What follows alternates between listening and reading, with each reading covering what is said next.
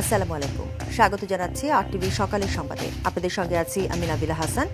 শিক্ষার্থীদের হাতে নতুন বই না পৌঁছলেও টাকার বিনিময়ে তা পাওয়া যাচ্ছে রাজধানীর নীলক্ষেত বাজারে।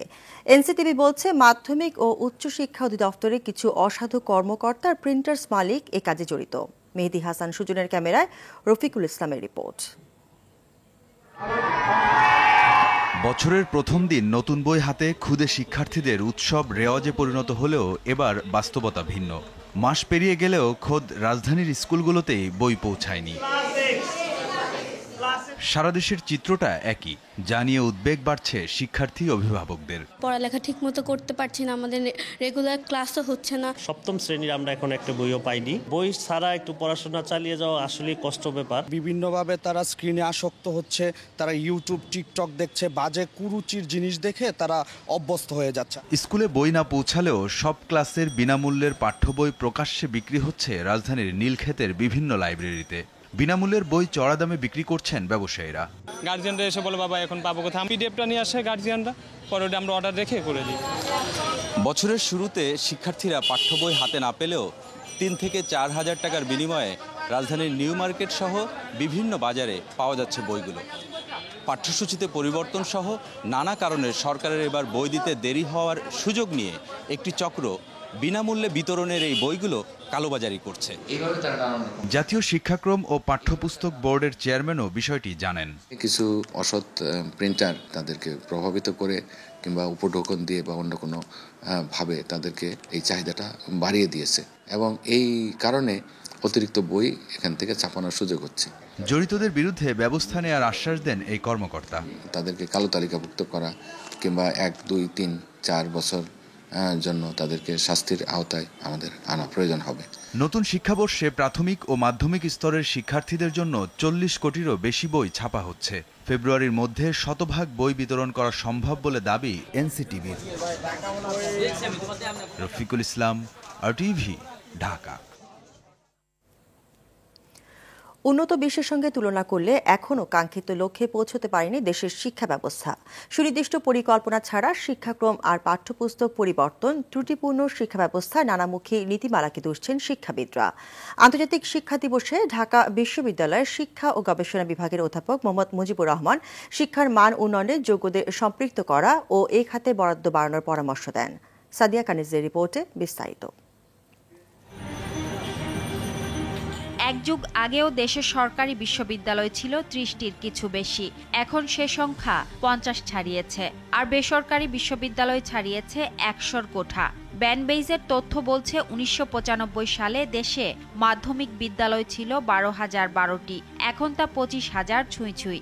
এতেই বোঝা যায় দেশে প্রাথমিক থেকে সর্বোচ্চ বিদ্যাপীঠের সংখ্যা পাল্লা দিয়ে বাড়ছে, কিন্তু শিক্ষার মান নিয়ে প্রশ্ন থেকেই যাচ্ছে।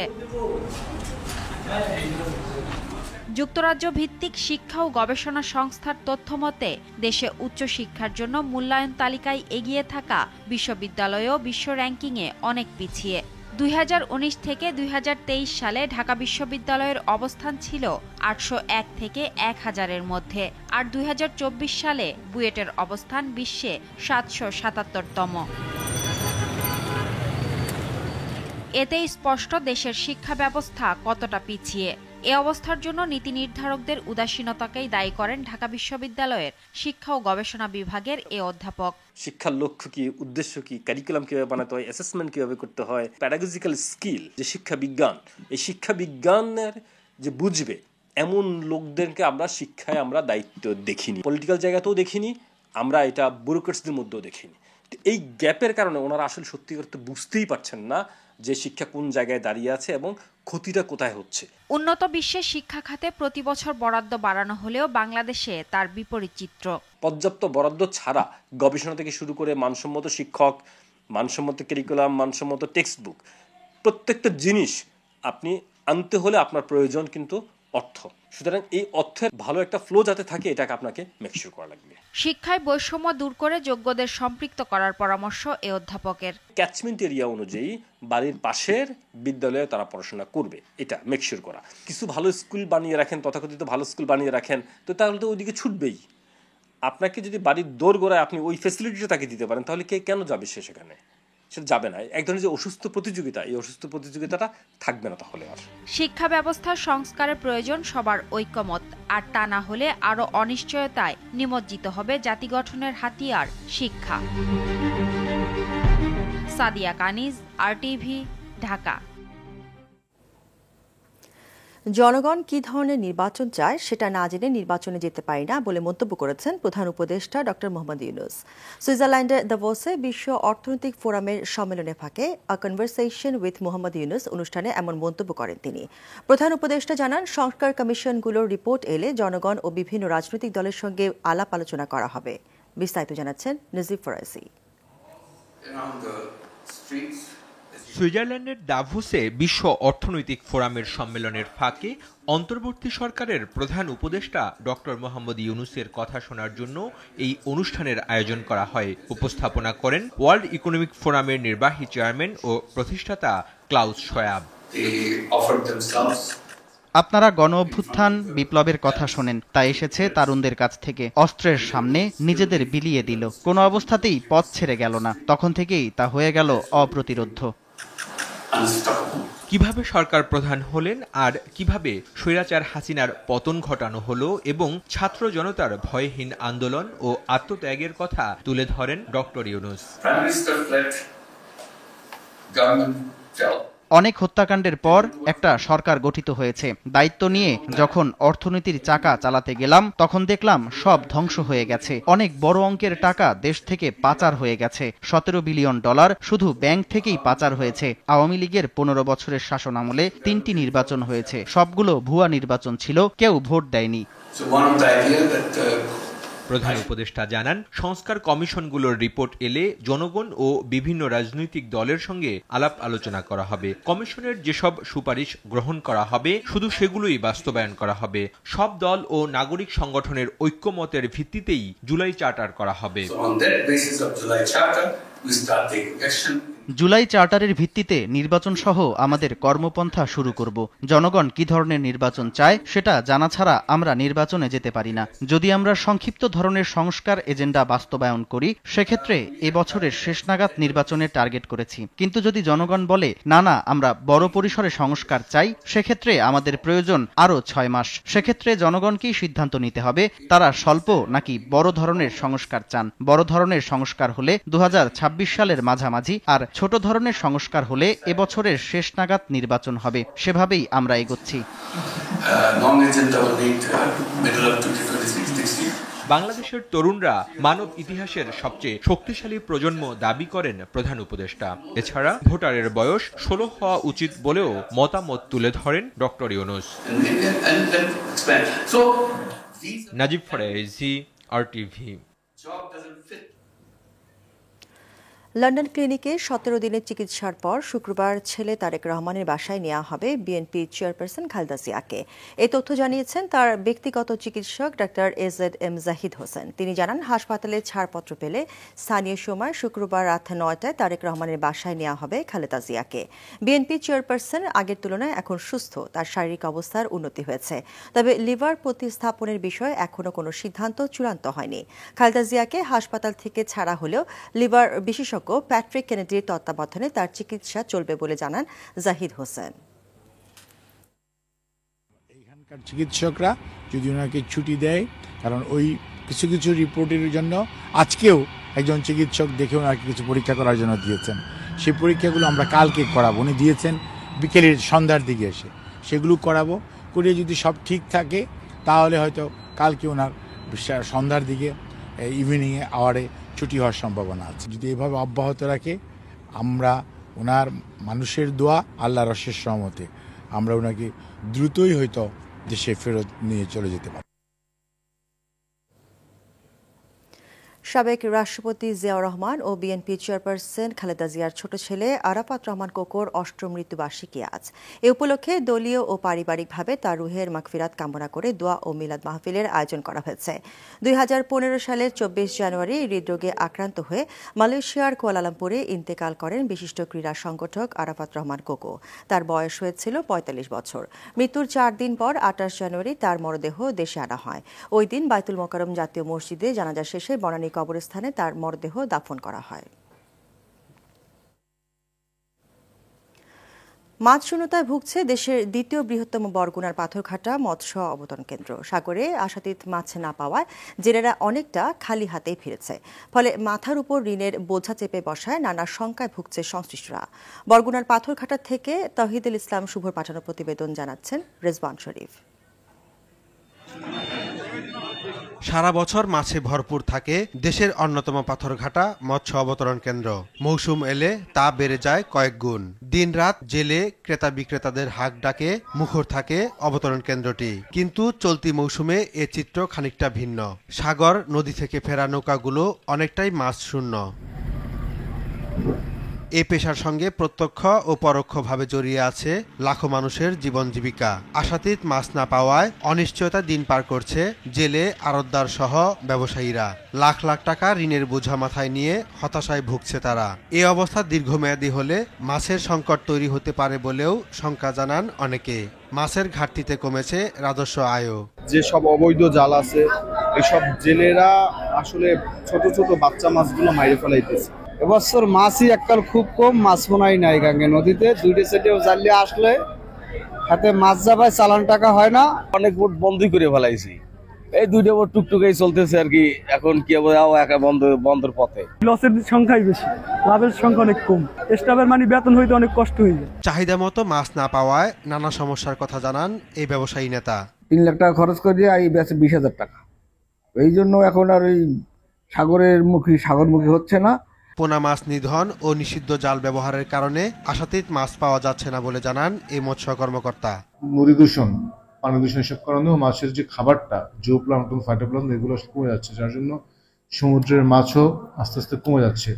সর্বদা আমরা সজাগ দৃষ্টি রাখছি কিভাবে মাছের উৎপাদন বাড়ানো যায়। মৎস্য সম্পদ রক্ষায় নিয়মিত অভিযান চালানোর কথাও জানান তিনি। রেজওয়ান শরীফ, RTV। দর্শক, এ বিষয়ে আরও জানাতে পাথরঘাটা মৎস্য অবতরণ কেন্দ্র থেকে সরাসরি যুক্ত হচ্ছেন সহকর্মী তৌহিদুল ইসলাম শুভ। সাগরে মাছ না পাওয়ার কারণ হিসেবে জেলেরা কি বলছে, বিস্তারিত জানাবেন।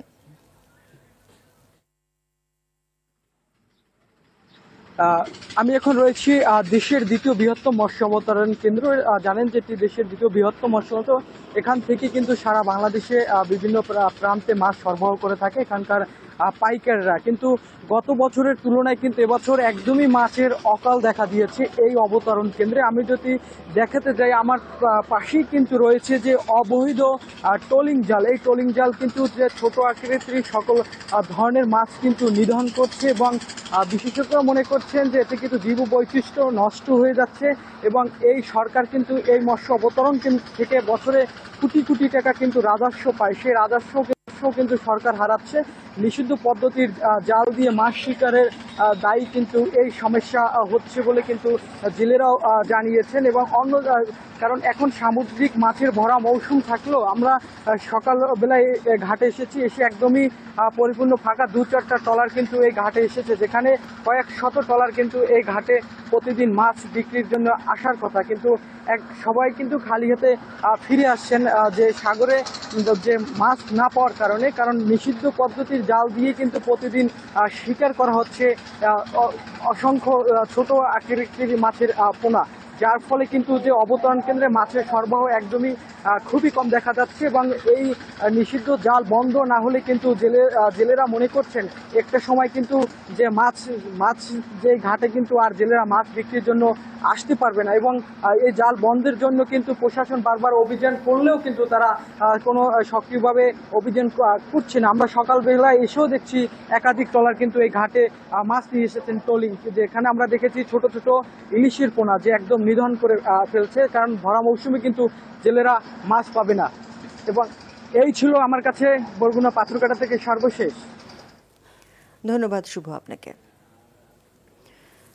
বাজারে নতুন আলুর সরবরাহ বাড়ায় সপ্তাহের ব্যবধানে পণ্যটির দাম কমেছে কেজিতে 5 টাকা। আলুর পাশাপাশি দাম কমেছে ব্রয়লার ও সোনালী মুরগির। শীতকালীন সবজির দামও হাতের নাগালে, তবে বাড়তি রয়েছে সব ধরনের চালের দাম। এতে কিছুটা বিপাকে পড়েছে মধ্যবিত্ত ও খেটে খাওয়া মানুষ। বিক্রেতারা বলছেন উৎপাদক থেকে দাম বাড়ায় বেশি দামে বিক্রি হচ্ছে সবকিছু। এদিকে দাম বাড়ার কারণ হিসেবে ব্যবসায়ীদের খোঁড়া যুক্তি মানতে নারাজ ক্রেতারা, বলছেন বাজার তদারকি বাড়াতে।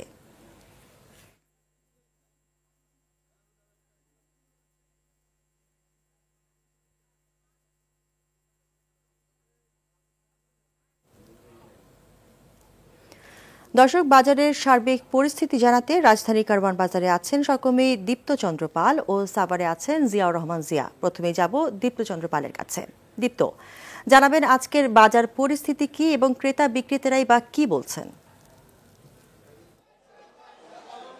নাবিল, আপনি যেমনটি বলছিলেন যে বাজারে কিন্তু সবজির বাজারে অনেকটাই স্বস্তি রয়েছে। আমরা দেখেছি শীতকালীন যে সবজি রয়েছে সেগুলো কিন্তু সরবরাহ বাড়ায়, কিন্তু স্বস্তি রয়েছে। পাশাপাশি আলু পেঁয়াজও কিন্তু গত সপ্তাহ থেকে 5 টাকা কেজিতে 5 টাকা করে কমেছে। আলু কিন্তু 20 থেকে 25 টাকা দরে বিক্রি হচ্ছে। তবে যে বিষয়টি একটু বলে রাখি যে চালের বাজার কিন্তু প্রায় 1 মাস ধরেই অস্থিরতা বিরাজ করছে। আমরা দেখেছি গত সপ্তাহে কিন্তু চাল সর্বনিম্ন 55 থেকে 60 টাকা কেজিতে বিক্রি হচ্ছে এবং এ সপ্তাহেও কিন্তু সেই দামেই বা 2-1 টাকা করে কিন্তু আরো বেড়েছে চালের বাজারে। এবং এছাড়াও যে মিনিকেট চাল রয়েছে, চিকন যে চালগুলো রয়েছে সেগুলো 80 থেকে 82 টাকা করে বিক্রি করছে, এমনটি কিন্তু বলছে ব্যবসায়ীরা। এবং তারা যেটি বলছে যে মিল মালিকরা কিন্তু নতুন চালের যে দাম রয়েছে সেগুলো সিন্ডিকেট করে বেশি রাখার কারণেই কিন্তু এই চালের যে দাম বৃদ্ধি সেটি কিন্তু বৃদ্ধি পাচ্ছে, এমনটি কিন্তু জানিয়েছে ব্যবসায়ীরা। এবং ক্রেতাদের সঙ্গে আমরা কথা বলেছি, তারা কিন্তু বরাবরের মতোই কিন্তু আসলে ব্যবসায়ীদের দোষারোপ করছে যে তাদের এই যে সিন্ডিকেটের কারণে বাজারের যে অস্থিরতা সেটি কিন্তু অস্থির থেকেই যাচ্ছে। আসলে বাজার মনিটরিং এর যে দুর্বলতা সেটিকে কিন্তু দায়ী করছে ক্রেতারা। তারা বলছে যে সরকারের যে মনিটরিং সেল সেটি কিন্তু পর্যাপ্ত না থাকার কারণেই এই বাজারের যে অস্থিরতা সেটি কিন্তু দেখা দিচ্ছে। এবং আমি যদি একটু বলি যে মাংসের বাজারে কিন্তু আমরা দেখেছি মুরগির মাংস, যে পোলট্রি মুরগি এবং সোনালী মুরগি কেজিতে 5 টাকা করে কমেছে। এবং যে সবজির বাজারে স্বস্তি হলো, চালের বাজারটা কিন্তু ঊর্ধ্বগতি রয়েছে। তো দর্শক, এখন আমাদের আরেকজন সহকর্মী রয়েছে সাভারে, জিয়াউর রহমান জিয়া। আমরা চলে যাব সেখানকার বাজারের পরিস্থিতি জানানোর জন্য। জিয়া। আমি এই মুহূর্তে আছি সাভার যে ঐতিহ্যবাহী সাভার বাজারে। আমরা যেটি দেখেছি যে সকাল থেকে আমরা বিভিন্ন যে আজকের যে শাকসবজি থেকে শুরু করে বিভিন্ন গরুর মাংস, মুরগির মাংস এগুলোর দাম জানার চেষ্টা করেছি। আমরা যেটি দেখেছি যে প্রথম আমি যদি বলি যে ফুলকপির দাম, ফুলকপি আমরা যেটি দেখেছি 10 টাকা, কোথাও 15 টাকা, কোথাও 20 টাকা দরে বিক্রি করছে। এছাড়া বাঁধাকপি 25 থেকে 30 টাকা দরে বিক্রি করছে। আমরা সিমের বাজারের কথা বলি, যদি সিম দেখেছি ছোট জাতের যে সিমটি সেটি 40 টাকা কেজি বিক্রি হচ্ছে। এছাড়া যেটি লম্বা ধরনের সিম সেটি 20 টাকা কেজি বিক্রি হচ্ছে। এছাড়া লাউর কথা যদি আমরা বলি, লাউ প্রকার ভেদে 50 টাকা, 70 টাকা, আবার কোথাও 100 টাকা দরে বিক্রি হচ্ছে। সব মিলিয়ে আমরা যদি বলি যে কাঁচা বাজারের যে পরিস্থিতি, কাঁচা বাজারের পরিস্থিতি কিছু জায়গায় জিনিসের দাম 10 টাকা 5 টাকা কমলে আবার কোথাও একটু বেশি আছে। টমেটোর দাম আমরা যেটি দেখছি, টমেটোর কেজি 45 টাকা কেজি দরে বিক্রি হচ্ছে। আমরা যদি একটু মুরগির বাজারের দিকে যাই, মুরগির বাজার ব্রয়লার মুরগি আমরা যেটি দেখেছি যে 200 টাকা কেজি ব্রয়লার বিক্রি হচ্ছে। এছাড়া যদি আমরা বলি যে সোনালী মুরগি 300 টাকা কেজি বিক্রি হচ্ছে। এই সোনালী মুরগি ছাড়া আমরা যদি বলি যে দেশি জাতের যে মুরগিগুলো, সেই মুরগিগুলো 550 টাকা 520 টাকা এইভাবে বিক্রি হচ্ছে। আমরা যদি একটু গরুর মাংসের কথা বলি, গরুর মাংস 700 টাকা কেজি দরে বিক্রি হচ্ছে। এছাড়া 700, 750, 720 এভাবে বিক্রি হচ্ছে। এছাড়া আমরা যদি বলি যে খাসির মাংস এখানে 1200 টাকা কেজি বিক্রি হচ্ছে। এবং ছাগলের যে মাংসটি, সেই মাংসটি 1000 টাকা কেজি বিক্রি হচ্ছে। আমরা যদি একটু মাছ বাজারের কথা বলি, মাছ বাজারের যে অবস্থা, সেখানে তেলাপিয়া মাছের দাম করেছি সেটি 150 টাকা, এবং পাঙ্গার যে মাছ সেখানে 160 থেকে 200 টাকা কেজি বিক্রি হচ্ছে। তো সার্বিকভাবে আমরা যদি ক্রেতাদের সাথে কথা বলার চেষ্টা করছি, তারা যে বলেছেন যে সবজির বাজারের যে দাম তাতে তারা সন্তুষ্ট প্রকাশ করেছেন। এছাড়া অন্যান্য যে জিনিসপত্রের দাম তাতে তারা সন্তুষ্ট। নাবিলা, আপনাদের দুজনকে ধন্যবাদ।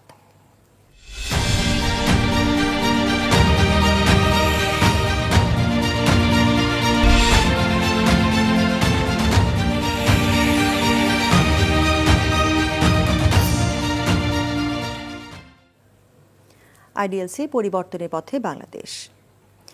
বড় প্রকল্প নয়, ছোট ছোট প্রকল্পের মাধ্যমে প্রান্তিক অঞ্চলের চেহারা পরিবর্তন হতে পারে বলে মন্তব্য করেছেন নৌপরিবহন মন্ত্রণালয়ের উপদেষ্টা ব্রিগেডিয়ার জেনারেল সাখাওয়াত হোসেন।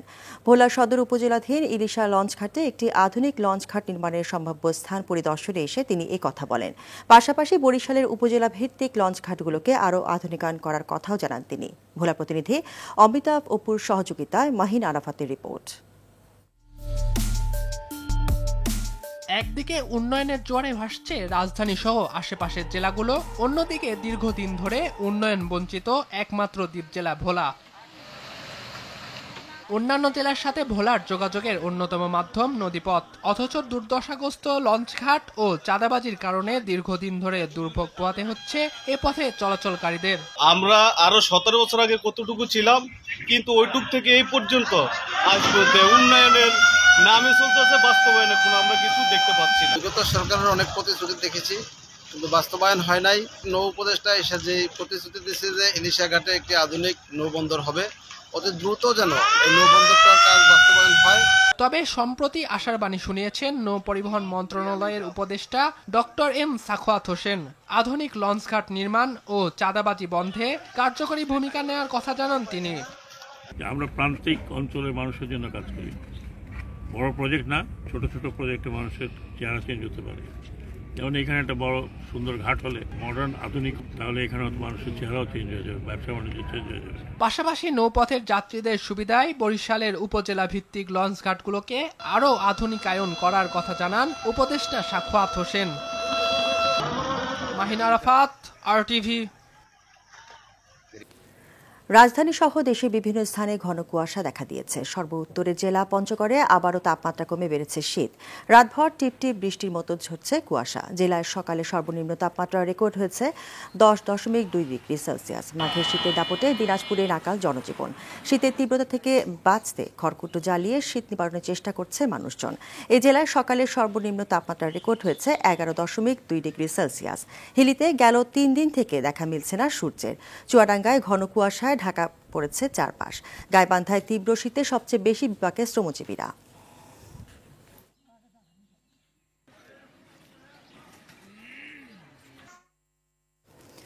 দর্শক, এ বিষয়ে বিস্তারিত জানাতে কুড়িগ্রাম থেকে আমাদের সঙ্গে সরাসরি যুক্ত হচ্ছেন সহকর্মী আব্দুল কুদ্দুস চঞ্চল। কুড়িগ্রামের শীতে জনজীবনে কেমন প্রভাব পড়েছে বিস্তারিত জানাবেন।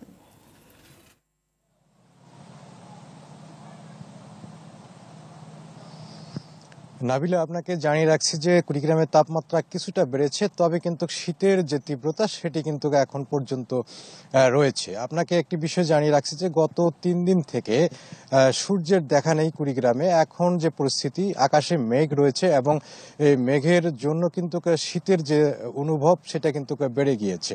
তো আবহাওয়া অফিস যেটি বলছে যে এইরকম আবহাওয়া আরো 2-3 দিন থাকবে এবং এর পরবর্তীতে কিন্তু একটি মৃদু শৈত্যপ্রবাহ হওয়ার সম্ভাবনা রয়েছে কুড়িগ্রামের উপর দিয়ে। তো এই শীত থাকার দরুন দিন এবং রাত একই ধরনের শীত অনুভব হচ্ছে, যেহেতু সূর্যের দেখা নেই 3 দিন থেকে।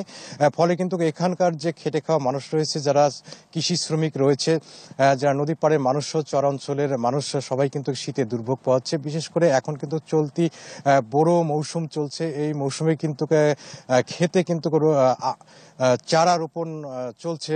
তো কৃষকরা যেটি বলেছে যে যারা দিনমজুর রয়েছে তাদের কিন্তু এই খেতে কাজ করতে অনেক সমস্যা হয়ে যায়। যদিও কিন্তু কুয়াশা 2 দিন থেকে কিন্তু একটু কম, তারপরেও কিন্তু মানুষ ক্ষেত খামারে কাজ করতে অনেকটা বেগ পোহাতে হচ্ছে। তো প্রশাসনের পক্ষ থেকে যেটি বলা হয়েছে যে শুরুর দিকে কিছু শীতবস্ত্র শীতার্ত মানুষের মাঝে বিতরণ করেছেন, তবে সেটি ছিল প্রয়োজনের তুলনায় অত্যন্ত অপ্রতুল। তো এই ছিল আমার কাছে কুড়িগ্রামের শীত নিয়ে সর্বশেষ খবরাখবর। নাবিলা, ধন্যবাদ চঞ্চল আপনাকে। এদিকে ঘন কুয়াশার কারণে পাটুরিয়া, দৌলতদিয়া ও আরিচা কাজিরহাট নৌপথের ফেরি চলাচল বন্ধ রয়েছে। এতে মাঝ নদীতে যাত্রী ও যানবাহন নিয়ে আটকা পড়েছে মানিকগঞ্জের ফেরি চিত্রা এবং ফেরি খানজাহান আলী। এর আগে বৃহস্পতিবার রাত 1:30 থেকে ঘন কুয়াশার কারণে ফেরি চলাচল বন্ধ ঘোষণা করে কর্তৃপক্ষ।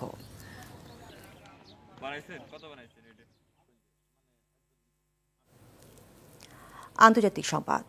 যুক্তরাষ্ট্রের প্রেসিডেন্ট ডোনাল্ড ট্রাম্পের আদেশ জন্মসূত্রে মার্কিন নাগরিকত্ব প্রাপ্তি বাতিলের নির্বাহী সাময়িক স্থগিত করেছে যুক্তরাষ্ট্রের আদালত। ওয়াশিংটনের একটি ফেডারেল আদালত বৃহস্পতিবার এই রায় দেন। এর আগে 18টি রাজ্যে ট্রাম্পের এই আদেশের বিরুদ্ধে আইনি ব্যবস্থা নেওয়ার উদ্যোগ নেওয়া হয়। রায় বিচারক বলেন, ট্রাম্পের এই আদেশ সংবিধানের চতুর্থ সংশোধনীর বিরোধী, যা যুক্তরাষ্ট্রের ভূখণ্ডে জন্মানো সকলকে নাগরিকের অধিকার দেয়। এছাড়া রায়ে নির্বাহী এই আদেশ বাস্তবায়নের আইনি প্রয়োগকে চ্যালেঞ্জ জানানো হয়েছে। প্রেসিডেন্ট হিসেবে শপথের প্রথম দিনই জন্মসূত্রে নাগরিকত্ব বাতিল সহ বেশ কয়েকটি বিতর্কিত সিদ্ধান্ত নেন ট্রাম্প। ট্রাম্পের এই রায় সাংবিধানিক অধিকারকে খর্ব করে বলে মনে করে আদালত। বাংলাদেশ প্রিমিয়ার লিগ ফুটবলের আলাদা ম্যাচে আজ মাঠে নামবে মোহামেডান, বসুন্ধরা ও রহমতগঞ্জ। কুমিল্লার শহীদ ধীরেন্দ্রনাথ দত্ত স্টেডিয়ামে ফকিরের পুল ইয়ং ম্যানস ক্লাবের মুখোমুখি হবে মোহামেডান। 8 ম্যাচে শতভাগ জয় নিয়ে তালিকার শীর্ষে সাদা কালো জার্সিধারীরা। জয়ের ছন্দ ধরে রেখে নিজেদের অবস্থা অক্ষুণ্ণ রাখতে চায় মোহামেডান। সমান ম্যাচে মাত্র 2 জয় নিয়ে তালিকার নিচে সারিতে ফকিরের পুল। মোহামেডানকে হারের স্বাদ দিয়ে আসরে তৃতীয় জয়ের স্বাদ পেতে চায় ক্লাবটি। দুপুর 2:45টায় শুরু হবে ম্যাচটি। একই সময় ঢাকা ওয়ান্ডারার্স ক্লাবের প্রতিপক্ষ বসুন্ধরা কিংস ও পুলিশ এফসি লড়বে রহমতগঞ্জের বিপক্ষে। সরাসরি বিশ্বকাপে খেলার যোগ্যতা অর্জনের মিশন নিয়ে সিরিজের শেষ ওয়ানডেতে ওয়েস্ট ইন্ডিজ নারী দলের মুখোমুখি হবে বাংলাদেশ। সেন্ট কিটসের ওয়ার্নার পার্কে ম্যাচ বাংলাদেশের সময় শুরু রাত 12টায়। প্রথম ম্যাচ হার নিয়ে আসর শুরু করলেও দ্বিতীয় ম্যাচে জয় নিয়ে সরাসরি বিশ্বকাপে খেলার সম্ভাবনা টিকিয়ে রাখে নিগার সুলতানার দল। এই ম্যাচে জয় পেলেই বিশ্বকাপের টিকিট কাটবে বাংলাদেশ। এদিকে শেষ ম্যাচে হারের ক্ষত ভুলে এই ম্যাচে ঘুরে দাঁড়াতে চায় ক্যারিবীয় নারীরা।